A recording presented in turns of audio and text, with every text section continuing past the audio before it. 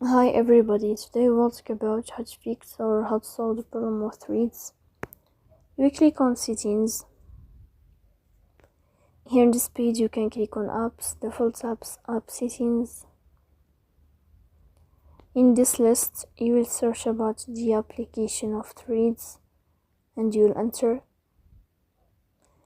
Here in this page of app info you can click on first stop and you can click OK. Here we'll enter to the window of storage. Then you can click on clear cache. But pay attention, don't click clear data because that can delete your account or can cause you errors on your app. So please don't forget to support us by like and subscribe. See you next time in another video and thank you for your attention and your watching.